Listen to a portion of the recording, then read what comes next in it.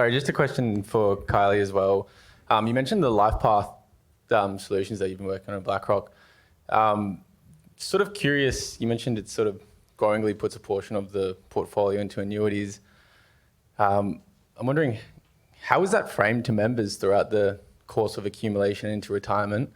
I guess that allocation to annuities. And how are members responding? They have a choice. So it's they have the option but not the obligation to take the annuity.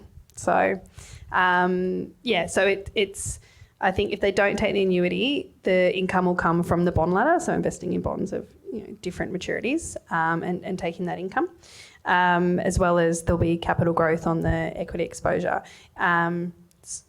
So I mean, I'm happy to to connect with you after this and give you some more information next week. But yeah, at a high level, that's the answer is they've got the option but not the obligation. So, but certainly. In terms of engaging, and the other thing with that paycheck product, the LifePath paycheck, it's a 401k plan, so it's an employer-sponsored plan. So I imagine that the communication with client, well, they're not really going to be clients and employees. It's going to be specific to, I guess, the interaction between BlackRock and that employer and how they want to frame those conversations with their clients, with their employees. Jonathan, this isn't specifically a retirement question, but you talked about engaging with clients on the surface level and finding out what that threw out, and then engaging with them at a deeper level, which draws out much more. How do you go about that process? What is the essential difference between those sort of two ways of engaging with them? It's probably another hour presentation, Toby. There's a couple of ways. I mean, there's lots of ways to do it. Some advisors are really skilled at just asking the right questions.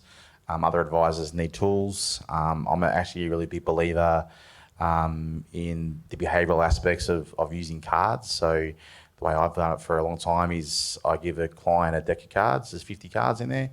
They're all values, and I ask the client to go through and pick out the 5 that matter to them most. They always pick out 6. I don't know why, just some behavioural piece of it. And then I ask them to talk through, why those things matter to them. Most clients pick out family. Most clients pick out security or retirement. There's a couple of red flags cards in there as well. So, a fame's a red flag card. If a client picks out fame, you ask them to leave very quickly out of the office. But you go through those things and you ask the client to explain to you why it matters to them.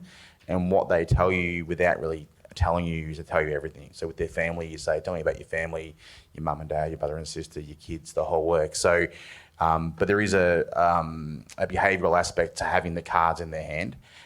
So when you have the cards in your hand and you're talking to a card, it becomes a subconscious conversation rather than when you ask a question, what are your values? Everyone looks at you like, what are you talking about? What are my values?